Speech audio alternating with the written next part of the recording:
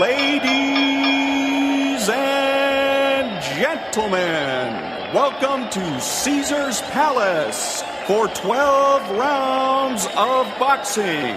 In the red corner, from Los Angeles, California, wearing the red trunks with the gold trim, weighing in at 125 pounds, the lightweight champion of the world, Danny Little Red Lopez. Well, Bill, our winners get a home theater receiver.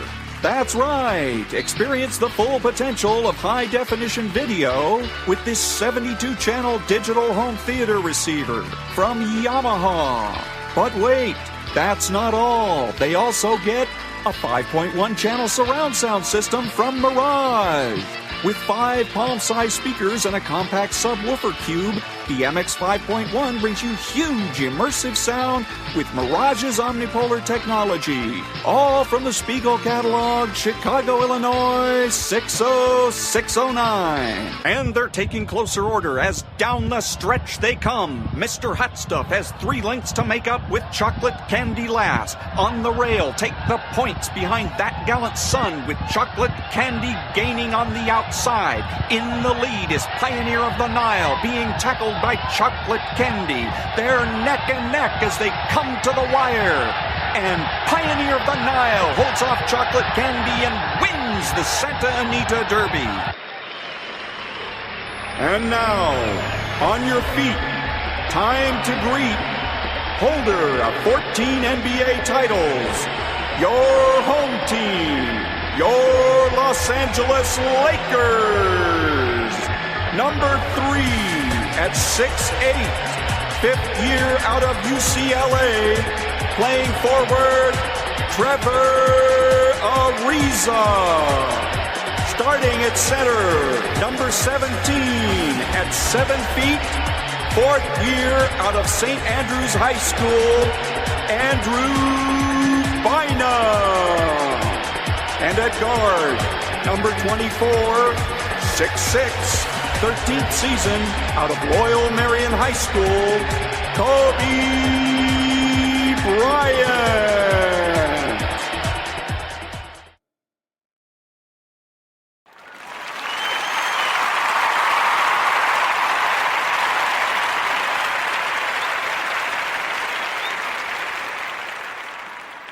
I love that joke, but I have to say after that this is a joke, because I realized that recently some comedians have actually got in trouble because they say some joke and then some people actually think that they really meant it, like seriously meant it, and then they get in trouble. Because that happens to comedians sometimes, but I don't think it happens that much to other artists than comedians. Like for example, if I would say that I just killed a man, I put a gun against his head and I pulled the trigger and he's now dead.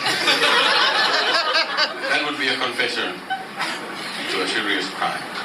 But if I add Mama,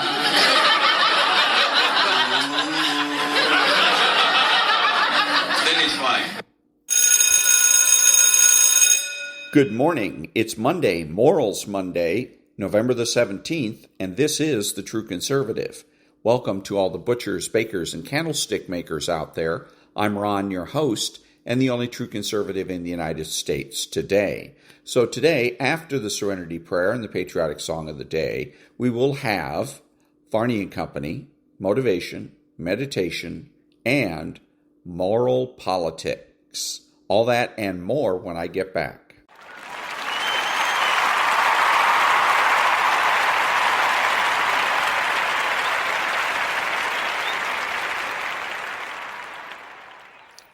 God, grant me the serenity to accept the things I should not change, the courage to change the things I should, and the wisdom to know the difference. Amen.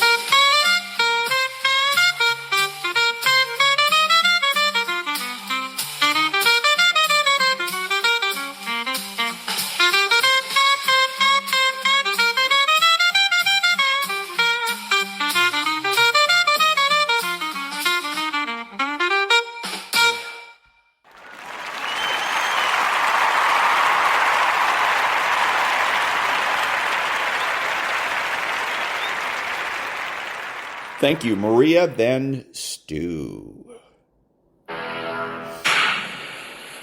Welcome back. We are about 30 minutes away from the opening bell for a Monday. We got declines pretty much across the board. According to futures, we're expecting a decline in the Dow of about 70 points. The S&P down 9.25. The Nasdaq down 25. Big week on earnings, especially NVIDIA out Wednesday after the close. Let's get some final thoughts from this all-star panel. Ryan Payne. Well, to start my Monday with Maria and Liz Peek. Amazing. Look, I think one of the key things today is tariffs are coming off, right? Whether it's beef, coffee, bananas.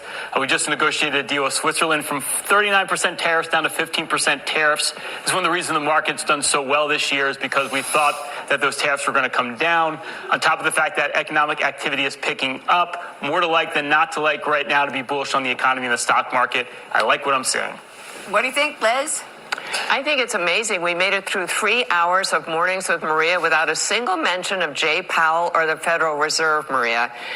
In the next few days, we're going to get some information about September jobs, about the CPI. I think we're going to be talking about the Fed again and whether or not we're actually going to see a rate cut in December. At an investor conference last week, Janet Yellen, of all people, was saying, yeah, we should be cutting rates. That's what you hear from an awful lot of economists. I'm sort of surprised that there's so much uncertainty about this. The Fed certainly should be cutting rates. I hope they do. Well, look, we'll see. I mean, it was a coin toss for the month of December, right, Liz? You've got a lot of commentary from some governors and presidents of local feds that are saying, well, wait a minute, let's see the data and let's not rush into it. Yeah, and by the way, what data? I mean, we're going to see September jobs. What does that tell us? Not very much. The truth is, I think the jobs reports continue to be incredibly uncertain and unreliable. I think more there are people like the Bank of America Institute saying, guess what? Consumers are spending. Consumers are okay. People are pretty nervous about the economy, Maria, and I think it's overblown. Yeah, what do you think, Ryan? Yeah, I think so as well. Yeah, I totally agree with that. I mean, I think, and honestly, I don't think it really matters what happens in interest rates here. I think the Fed cuts another quarter point or not, look, this economy's hot. Well, we know we're going to get a lean into lower rates next year when the president installs a new chairman. Great show, everybody. Thank you, Liz Peek, Ryan Payne. Great to be with you. Have a wonderful day. We'll see you again tomorrow, everybody. Varney and Company picks it up now. Stu, take it away. All right, if you insist. Good morning, Maria, and good morning, everyone. We do this first thing every Monday. We head to the markets to see how your money is starting out the new week. No heavy selling, at least in pre-market action. Look at this. You got some red ink, but not that much. The Dow's off 70, S&P down 9, and Nasdaq down 25. Look at this. A big gain for Alphabet, as in Google, 3.3% higher. Warren Buffett's Berkshire Hathaway has bought a $4.9 billion stake. Up she goes. There is NVIDIA. They report after the bell Wednesday. Arguably, it is the most important technology report. The stock is now just shy of $200 a share, and there are reasons why it is down 1.3% this morning. We'll get to that later. Bitcoin, that's back to $93,800 a coin. Little change for the 10-year Treasury. The yield coming in at 4.14%. That's going up a bit. And the 2-year, 3.61%. That's going up too. On the show today, Treasury Secretary Scott Bessent says the affordability program is about to show positive results. He says Main Street is going to have a great year in 2026. Good news from the airports. Restrictions on flight schedules have ended. However, there are still some cancellations and delays. The system's not yet back to normal. The rent control movement gaining ground in big cities. Los Angeles will cut allowable rent increases to just 4% a year. And landlords cannot pass along higher utility costs. Here's my question. Why build, repair, or renovate when you can't make money? Washington, D.C., gearing up for the visit of the Saudi Crown Prince. Tuesday is tomorrow he's coming. You'll hear a lot about the deals and gifts that MBS brings with him, but underlying it all is the possibility of the Saudis joining the Abraham Accords. That would bring the chance of peace much closer for the whole Middle East. There are some positives out there this morning on Monday, November the 17th. It's 2025. And that was a little bit of Maria and Stuart Varney. Back in a minute.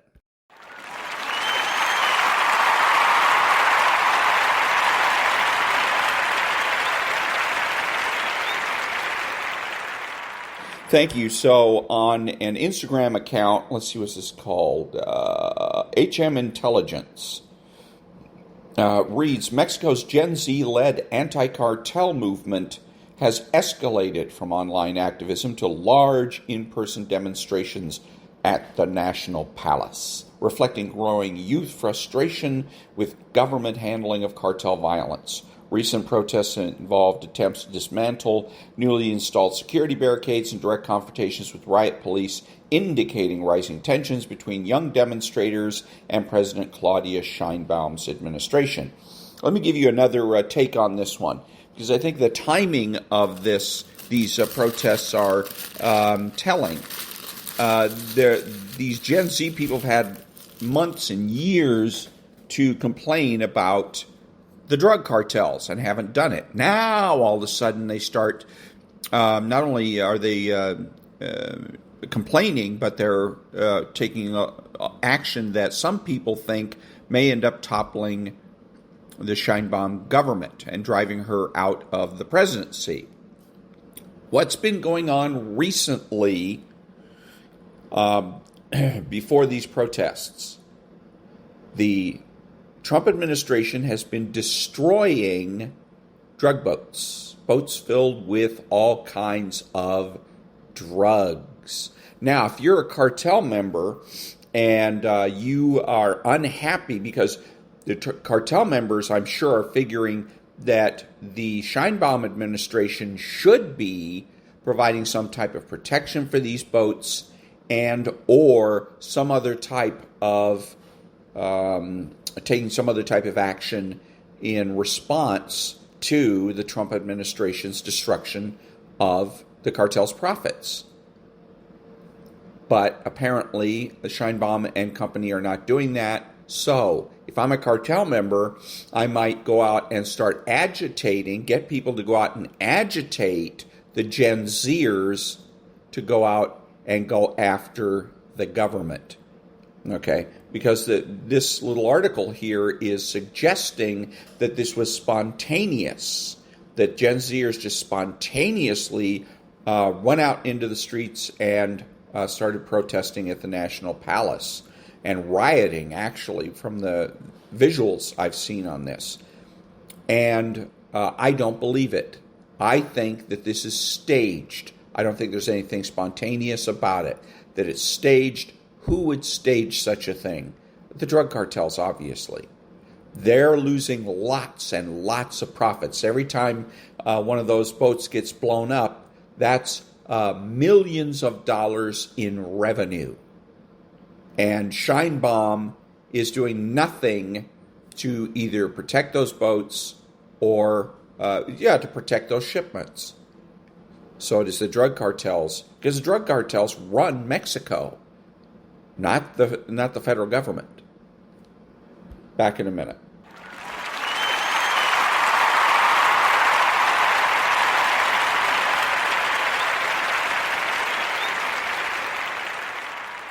Thank you. Now, Jerry Wayne. There's a certain kind of pilgrimage you make when you do this for a living. Chasing laughter on a road no one notices can leave you hollow. We're all out here hunting something that ain't just money. Chasing down rooms full of strangers, hoping they'll see the truth in your stories long enough to laugh with you. My road this week runs me through Mississippi to a gig just a few miles from the resting place of the man who taught me, without ever shaking my hand, how to tell a story proper. Not with technique or schooling, but with joy and timing and that big-hearted Mississippi thunder only Jerry Clower could call down. Mississippi roads have a way of whispering to a man if he's got ghosts worth talking to. So I drove out to this graveyard, not for spectacle, but for love, really. To stand in the presence of someone whose opinion would have mattered to me. A man who could command a stage, whether it was a front porch, a fish camp, a shrimp boat, or the Grand Ole Opry itself. And that's where this story starts. See, I stood at his grave and the wind blew cold for just a second. I felt a weight on my shoulder and I heard a low haw roll through the breeze. The weight wasn't a hand so much as a paw, The kind of paw it took to repel 100 defensive linemen for the honor and glory of Mississippi State University. He grinned at me with the power of 100 suns come and gone and leaned in close. The talcum powder on his nape rose up and hung in the air like a blessing. He softly whispered, "Can't nobody take your stories from you, Jerry?" Of course, then he glanced down at my hey dude shoes, looked me over slow and said, "Forgive me, son, but them folks what made your shoes didn't finish." And just like that, he was gone. And I was alone again under that Mississippi sun, with only the ghost I already harbor inside me. And that was Jerry Wayne. Back in a minute.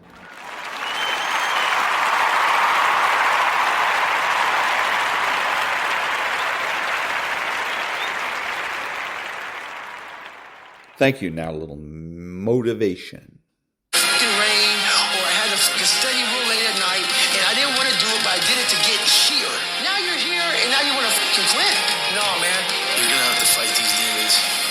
You got to get to a point where you're disciplined. And what separates the talented, if everybody's talented, if everybody's equally gifted, what separates us is discipline. If everybody could just say, this is the one area I know I'm messing up in, and this week I'm going to start working on it, and the next week I'm going to get stronger, and the next week I'm going to get stronger. I want you to win today. I want you to win the morning. I want you to win the hour. I want us to win the week. I want us to win the month. Let's say you don't like to get up early in the morning time to go run.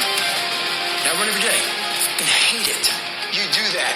250, 60, 70, 300-mile runs at one time.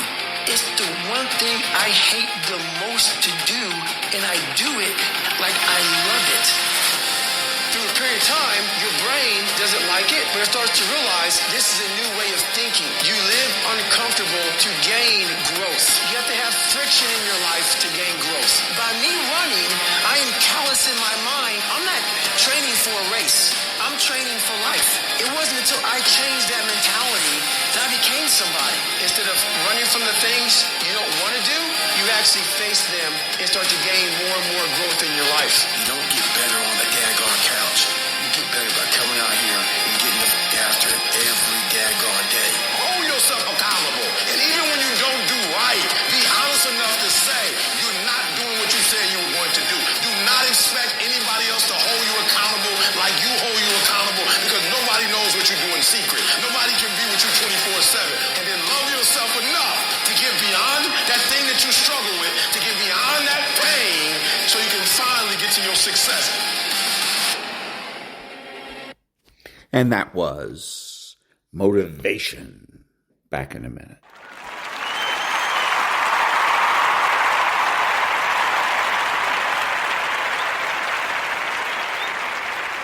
Thank you. Now a little meditation. Welcome to Guided Meditation Voyage. Today we embark on a journey of self-belief, a journey to reconnect with your inner strength, confidence in the power within. Find a quiet, comfortable space, sit down or lie down, and let's begin. Allowing your body to relax and gently close your eyes. Take a deep breath in and slowly exhale. Let's do this 2 more times.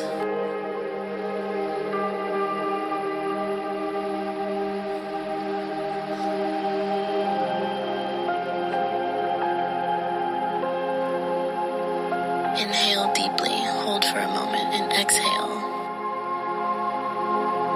releasing all doubts and worries. Feel the gentle rhythm of your breath grounding you to this present moment.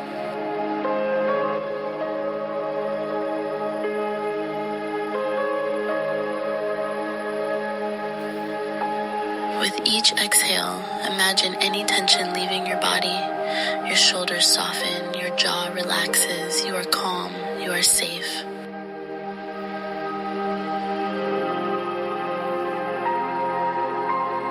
Now, imagine yourself standing in a peaceful meadow.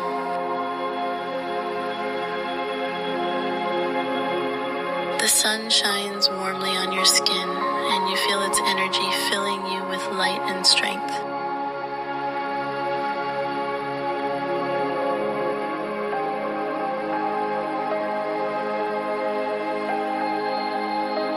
You look up and see a mirror gently placed before you. As you approach, you see your reflection smiling back at you, a version of yourself full of confidence and self-belief.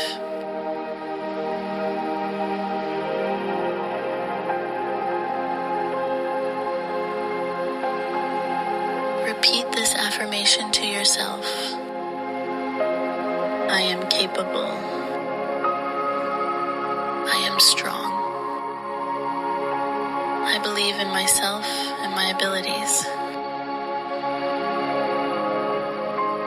Feel these words echo in your heart and mind. Let their power guide you.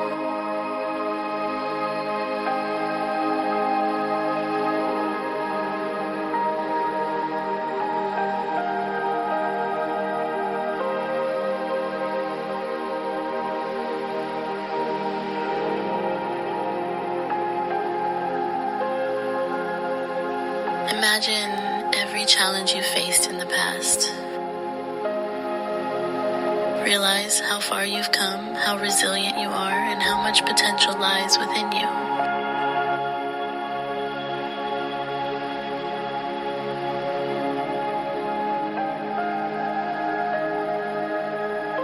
As you sit with this powerful energy of belief, I want you to know that even in moments of stillness when the world feels silent, I am here with you.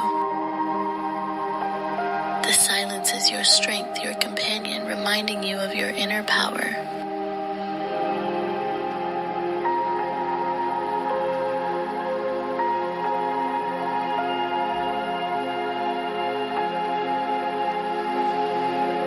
See yourself achieving your dreams one step at a time.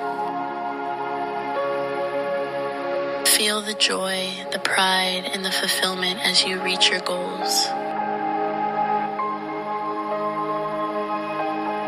Remember, the journey begins with a single step, and you are more than ready to take it.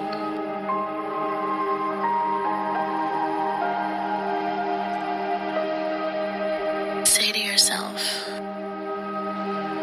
I trust the process. I am enough. I believe in my limitless potential. Take a deep breath in, and as you exhale, feel a wave of gratitude for the strength within you.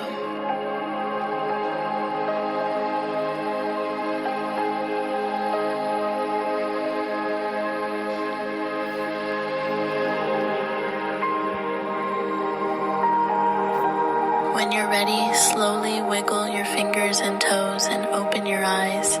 Thank you for joining this meditation. Believe in yourself and never forget your light has the power to illuminate the world. And that was a little bit of meditation. Back in a minute.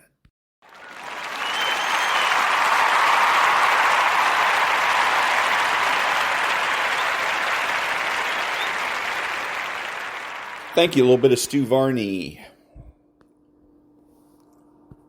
Now, futures on this Monday morning show the Dow down about 90 points, NASDAQ down about 66.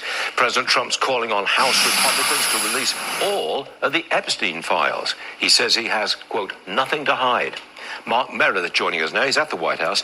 What triggered this turnaround, Mark? Stu, that's a great question, but the White House really wants to move away from this Jeffrey Epstein controversy, and they've been pushing back against it because some of the action in Congress. Now it appears they are embracing the controversy, and the president posted on Truth Social overnight. I want to read it to you. He said, House Republicans... We don't need to hear that. Look, he says, gee, what prompted that? What is Stu Varney stupid? What's coming up next year? The 2026 midterm elections. They want to clear the decks for that. They don't want this, clear the decks for the 2026 elections. The administration has already indicated that it's going to spend more time on domestic issues from now on than on foreign policy. And that's because Americans are more interested in their pocketbooks than they are in foreign policy, reasonably so. So the same thing goes here. Gee, how come he's going to release the Epstein files all of a sudden? 2026 elections. That's why. So for him to sit and act stupid like he doesn't know, and for the reporter that he's asking about to say, good question, is ridiculous. Nonprofit News Now. Back in a minute.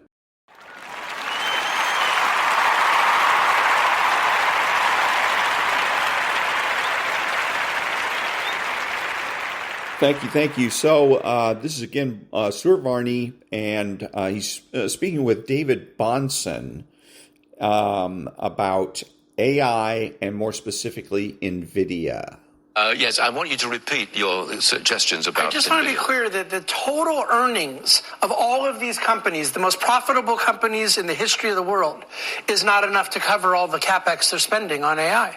So the end of this cannot be what Jensen says on Wednesday, because ultimately these companies spending all the money with NVIDIA have to get a return on that money. There has to be some future understanding or path of profits for real life application. Right now, it's not only lacking, it's laughably lacking. That they need trillions of dollars of ROI to justify this level of spending. You were dying to say this, weren't you? I'm dying for everyone to understand what's going on, that AI is all at once a huge thing. It isn't hype. It's productive. It's wonderful. And that people are paying way too much to buy it. Okay, good bottom line. Thank you, sir. Okay, so it's contradictory. On the one hand, he says that there's nothing there, that they're spending a lot of money for nothing. And then on the other hand, he says it's great, it's wonderful. Which is it? Nonprofit News Now.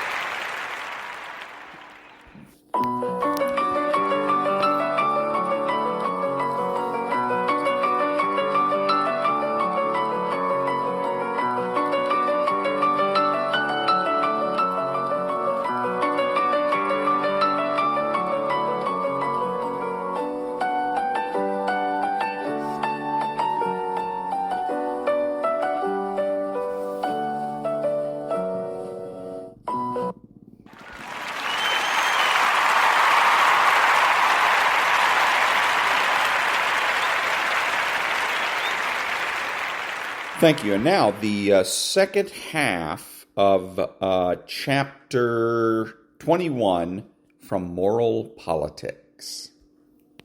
The closest that I have found so far to a head-to-head comparison between the strict father and nurturant parent models is research in the tradition of Diana Baumrein's fourfold scheme. The best survey I know of this research, though it only goes up to the early 1980s, is in Maccabee and Martin's classic paper, Socialization in the Context of the Family, Parent-Child Interaction. In the fourth edition of the Handbook of Child Psychology, edited by Paul Musson, which appeared in 1983. Baumrein distinguishes between what she calls authoritarian and authoritative child-rearing styles. The authoritarian being what I have called in more neutral language the strict father model, and the authoritative being a version of what I have called the nurturant parent model. Here are her descriptions of the two models. The authoritarian model. 1. Attempting to shape, control, and evaluate the behavior and attitudes of one's children in accordance with an absolute set of standards. 2. Valuing obedience, respect for authority, work, tradition, and preservation of order. 3. Discouraging verbal give and take between parent and child. The authoritative model. 1. Expectation for mature behavior from child and clear standard setting. 2. Firm enforcement of rules and standards using commands and sanctions when necessary. 3. Encouragement of the child's independence and individuality. 4. Open communication between parents and children, with parents listening to children's point of view, as well as expressing their own encouragement of verbal give and take. 5. Recognition of rights of both parents and children. Firm enforcement and sanctions do not include painful corporal punishments. Catherine Lewis, B2, 1981, has made two important observations about the inclusion of firm enforcement of rules and standards in Baumrein's model. The first is a technical point. The way that Baumrein defined firm enforcement includes items that reflect success in obtaining obedience, which Lewis argues amounts to low parent-child conflict. Lewis also shows that if the firm enforcement part of the model is simply omitted from the pattern of behaviors studied, the results are essentially the same. This indicates that firm enforcement does not add anything to the model. In short, the effect of the rest of the model would appear to be that it creates low parent-child conflict, and hence the effect of firm enforcement without the need for firm enforcement. Baumrein's response to Lewis's criticism goes as follows. B2. Baumrein, 1991.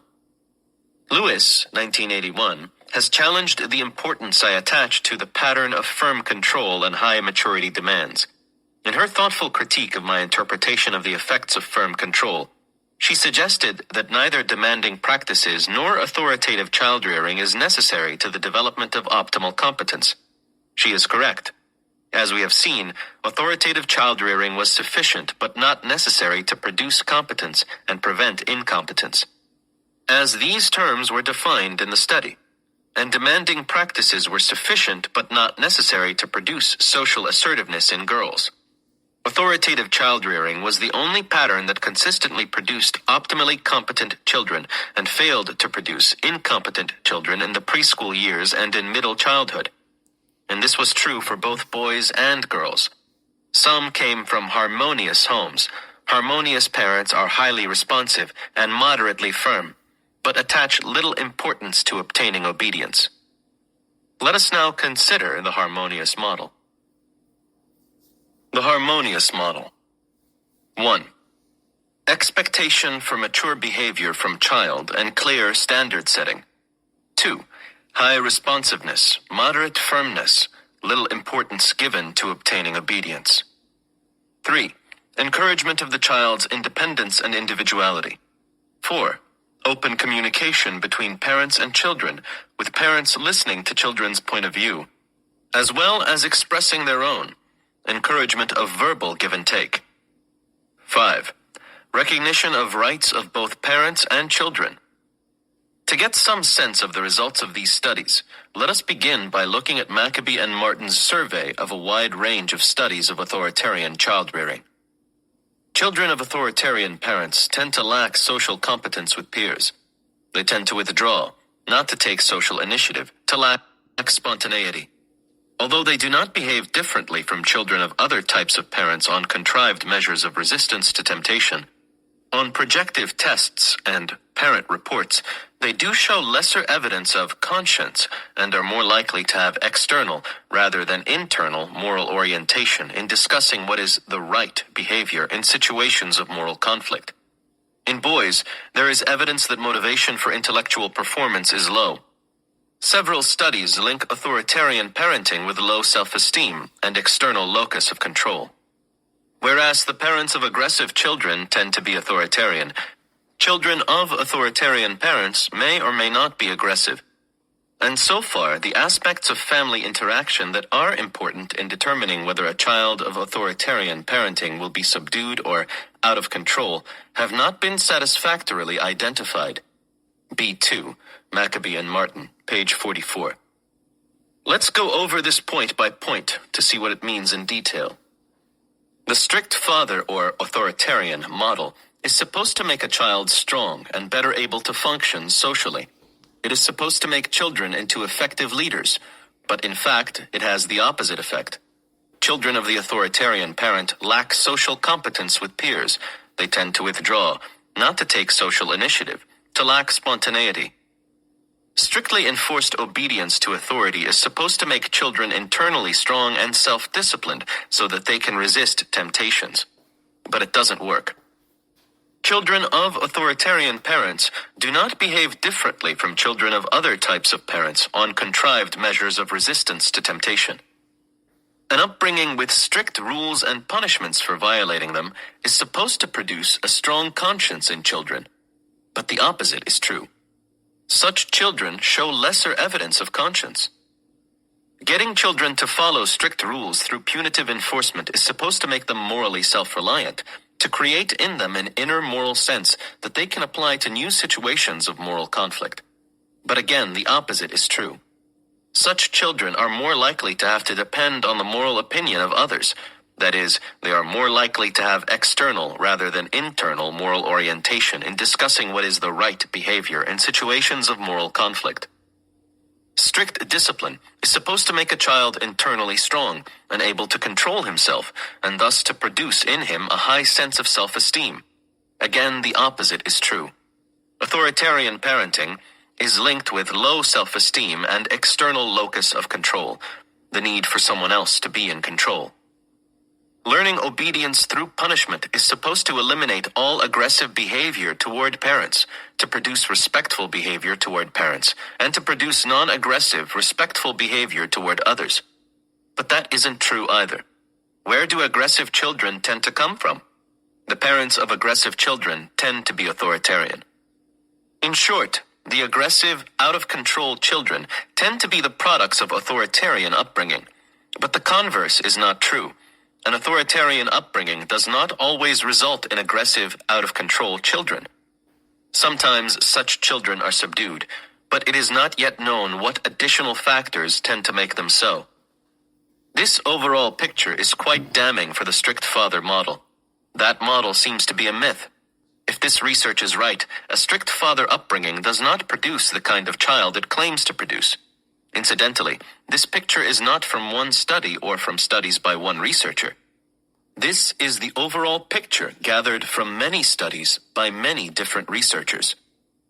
And what about the authoritative model? The one like the nurturant parent model? What follows is Maccabee and Martin's summary of a wide range of research by many researchers. The results are essentially the same as for the harmonious model. The authoritative reciprocal pattern of parenting is associated with children's being independent, agentic in both the cognitive and social spheres, socially responsible, able to control aggression, self-confident, and high in self-esteem. B2, Maccabee and Martin, page 48. Again, let's look at the details. The authoritative parent, essentially what I have called the nurturant parent, encourages independence, originality, and open communication, and listens to the child's point of view as well as expressing his own. The result is not dependence, as the strict father model would predict, but independence, just as the nurturant parent model does predict. The nurturant parent model predicts that by encouraging independence and engaging the child in dialogue, the child will become agentic, that is, able to function on his own, both mentally and socially. This is the opposite of what the strict father model would predict, that only through strict punitive discipline enforcing obedience to an external authority can children internalize authority and be able to think and act on their own. The research shows that this prediction of the strict father model is false. The nurturant parent model predicts that encouragement, respect, and being listened to seriously should enable children to be able to exercise self-control, act confidently, and have high self-esteem. The research indicates that such a strategy does work. Again, the result is the opposite of what the strict father model would predict. The nurturant parent model predicts that if children get to openly discuss reasons for what they are being told to do and how their actions will affect other people, then they will become socially responsible. Again, this is what happens. In short, the authoritarian, strict father model fails miserably at raising children. The authoritative, nurturant parent model works extremely well. There is a relatively small difference between the effects of the authoritative and the harmonious models. As Baumrind, 1991, reports, the children from harmonious families in comparison with those from authoritative families were somewhat less assertive than they were socially responsible. B2, Baumrind, 1991, page 364. Incidentally, Diana Baumrind's categorization includes two other models, the indulgent permissive model and the indifferent uninvolved model. These are the two models that advocates of the strict father model usually attribute incorrectly to nurturant parents. Advocates of the strict father model tend to make the mistake of lumping together all models of parenting that do not have as their overriding concern unquestioning obedience enforced by painful punishment. They see anything else as neglectful and indulgent. They are not even taking into account the nurturant parent model. Research shows that indulgence and neglect produce what both the strict father and nurturant parent models would expect. Here are the two models. The indulgent permissive model. 1. Taking a tolerant, accepting attitude toward the child's impulses, including sexual and aggressive impulses. 2. Using little punishment and avoiding, whenever possible, asserting authority or imposing controls or restrictions. 3. Making few demands for mature behavior, example, having manners or carrying out tasks. 4. Allowing children to regulate their own behavior and make their own decisions when at all possible. 5. Having few rules governing the child's time schedule, bedtime, mealtime, TV watching. The indifferent, uninvolved model. 1. Tending to orient one's behavior primarily toward the avoidance of inconvenience. 2. Responding to immediate demands from children in such a way as to terminate the demands. 3. Being psychologically unavailable. Maccabee and Martin summarize the findings for the indulgent permissive model as follows. It appears on the whole to have more negative than positive effects, in the sense that it is associated with children's being impulsive, aggressive, and lacking in independence and in the ability to take responsibility. B2, Maccabee and Martin, pages 45 through 46. The findings for the indifferent uninvolved model were as follows. See Maccabee and Martin, pages 48 through 51. Children of psychologically unavailable mothers showed deficits in all aspects of psychological functioning by the age of 2. Greater deficits than occurred with the other patterns of parental maltreatment. In 4 to 5.5-year-olds, paternal uninvolvement correlated with aggressiveness and disobedience. Things get worse by the age of 14. Children were impulsive in the sense of lacking in concentration, being moody, spending money quickly rather than saving it, and having difficulty controlling aggressive outbursts. Uninterested in school, likely to be truant or spend time on the streets or at discos. In addition, their friends were often disliked by their parents. They tended to start drinking, smoking, and heterosexual dating at earlier ages. Continuities to the age of 20 were found. At this age, they were more likely to be hedonistic and lack tolerance for frustration and emotional control. They also lacked long-term goals, drank to excess, and more often had a record of arrests. They were also less likely to have strong achievement motives and to be oriented to the future. Neither of these findings would surprise either an authoritarian, authoritative, or harmonious parent. But the findings that distinguish the authoritarian from the authoritative models should be extremely disturbing to advocates of the strict father model, since they indicate that that model fails thoroughly, though the indifference uninvolved model may be even worse. Research of this sort is anything but final. No responsible scientist would say, and none does, that any of the above has been absolutely proved. It all needs to be elaborated, extended, checked, and integrated. Other research paradigms need to be developed as well to provide a cross-check. All this is true of any scientific research, yet the direction in which the results point is unmistakable. The findings are not random and all over the place. They form a clear pattern, and they fit with other findings, which we will look at now. Obedience, punishment, and violence. Let us now turn to the question of the effects of physical punishment on children. This research should also not give solace to advocates of the strict father model. The major research indicates that having strict parents who perform painful corporal punishment in childhood leads to domestic violence, aggression, and delinquency in later life. Take Richard Gells's The Violent Home, B5, 1974, which was based on interviews in a New Hampshire community and which discovered an astonishing amount of physical violence in the households there. Gels found that many of the respondents who had committed acts of violence toward their spouses had been exposed to conjugal violence as children and had been frequent victims of parental violence. Gels became convinced that The family serves as a basic training ground for violence by exposing children to violence, by making them the victims of violence, and by providing them with the learning contexts for the commission of violent acts. The family inculcates children with normative and value systems that approve of the use of violence on family members in various situations. Gels, pages 58 through 78, and Passim. These observations are confirmed by Murray Strauss, Richard Gels, and Suzanne Steinmetz in Behind Closed Doors, Violence in the American Family. B5, 1981. The authors have found that domestic violence of some sort occurs in half of the households in America. They argue that physical punishments are violent acts that lead to further violence between spouses.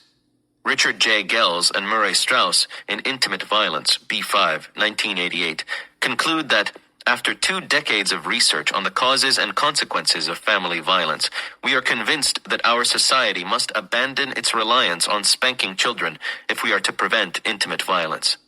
Page 197. Strauss, Gels, and Steinmetz observe that the people who experienced the most punishment as teenagers have a rate of wife beating and husband beating that is 4 times greater than those whose parents did not hit them. Page 3. Further studies indicating the same are cited in the references, section B5. The relationship between these studies and the history of corporal punishment in fundamentalist Protestantism is the subject of an important book by Philip Grevin, Spare the Child, The Religious Roots of Punishment and the Psychological Impact of Physical Abuse. As I remarked above, it would take at least a book this size to thoroughly survey all the research bearing on the relative merits of the strict father versus the nurturant parent models. But so far as I have been able to find out, in the reading I have done and in conversations I have had with professionals doing such research, the results from many different research paradigms point in the same direction. The strict father model is bad for children and tends to do the opposite of what it sets out to do. The nurturant parent model, on the other hand, works extremely well. Mainstream child rearing manuals. The mainstream books on child rearing, incidentally, reflect all this research. Many are written by highly qualified professional pediatricians who also do research, writing in the tradition of Dr. Benjamin Spock. They have studied child development, kept up on what has been found out recently, cared for real children for years, and have done some of that research themselves. A trip to the parenting section of a good general bookstore will show shelves of books on how to be a nurturant parent, not an indulgent or neglectful parent, but a truly nurturant parent. A good example is the best-selling Touchpoints by T. Barry Brazelton, M.D., perhaps the country's best-known and most respected practicing pediatrician. Unlike the fundamentalist Christian manuals, which pay little if any attention to the stages of child development, the Brazelton book pays great attention to each stage, since any nurturant parent, out of empathy, will want to know as much as possible about what capacities and difficulties the child has at each stage. As Brazelton points out in his section on discipline, at each stage of development, there are kinds of behavior that seem too aggressive and out of control, but that are actually normal. If you overreact to them at this exploratory phase, you may end up by reinforcing them. B4, Brazelton, 255. Brazelton begins the discipline chapter as follows. Next to love, discipline is a parent's second most important gift to a child. 252. He starts the very next section by saying, discipline means teaching, not punishment. Brazelton gives a list of normal aggressive behaviors for each stage of development. Between 18 and 30 months, 18 months is the age at which James Dobson says that painful punitive discipline is to start. Brazelton observes, temper tantrums and violently negative behavior begin to appear at this stage. A natural and critical surge of independence comes in the 2nd and 3rd years. The child is trying to separate from you and learn to make her own decisions. It's not possible to avoid tantrums, so don't try. The more involved you are, the longer they will last. It's often wisest simply to make sure she can't hurt herself and just walk out of the room. When she's able to listen, try to let her know that you understand how hard it is to be 2 or 3 and to be unable to make up one's own mind. But let her know that she will learn how, and that meanwhile it's okay to lose control. Brazelton, 257. This is very different than using belts and rods to try to break a child's will. What does Brazelton say about physical punishment? Physical punishment has very real disadvantages. Remember what it means to a child to see you lose control and act physically aggressive. It means you believe in power and physical aggression. Brazelton, 260. This is a wonderfully clear way to say that violence begets violence, and explain why. It's not that Brazelton doesn't believe in discipline. He spends a great deal of time on what discipline is at each stage of development, and why physical punishment isn't discipline. The important things are knowing what kinds of acting out are normal, and how to react but not overreact.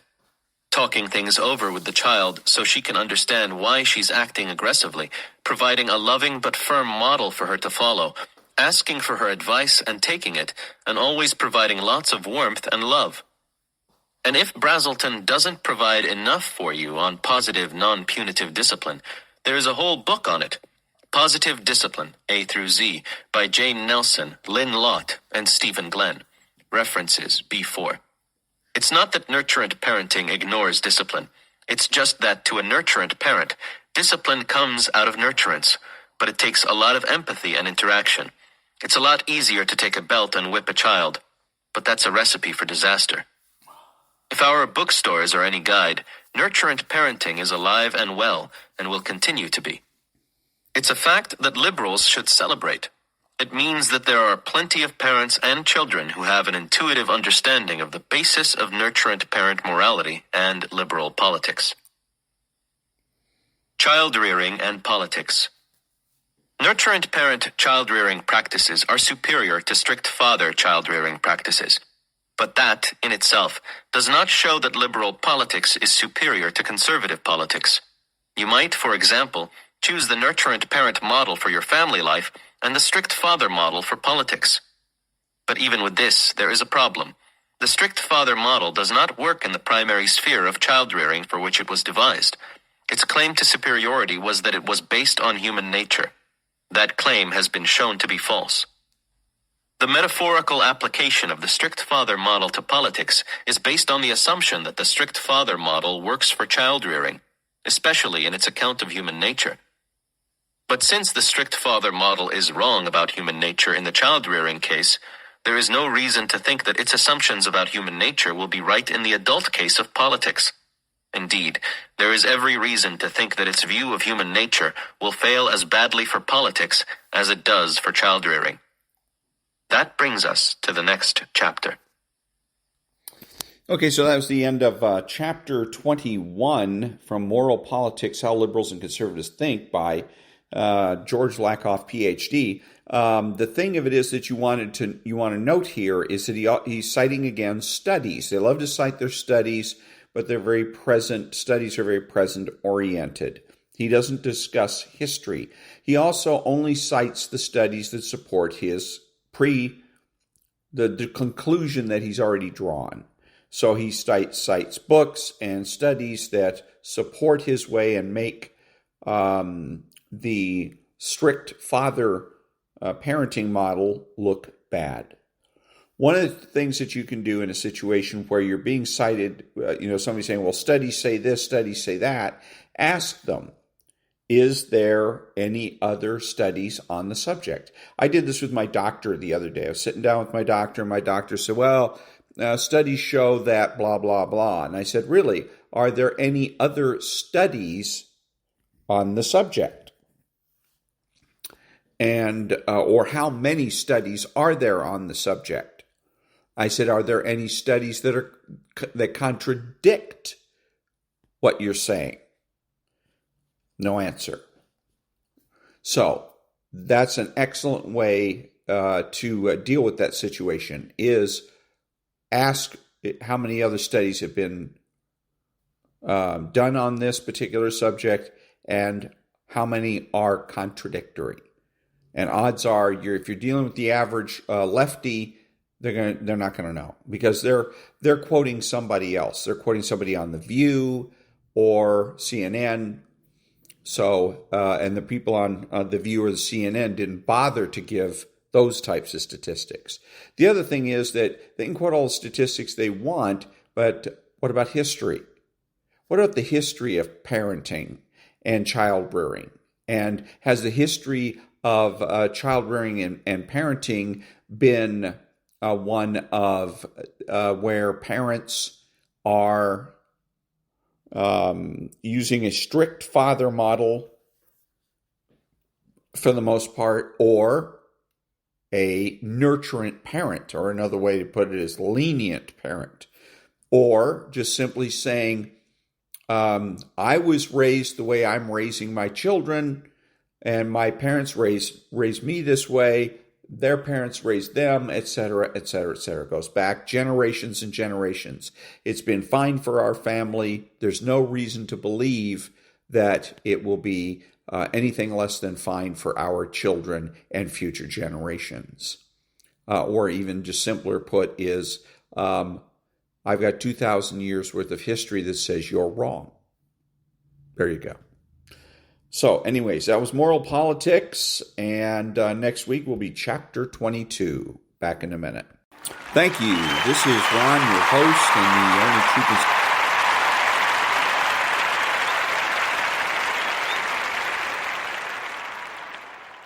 conservative in the United States today, bidding adios to all the butchers, bakers, and candlestick makers out there, and reminding you that atheism doesn't exist.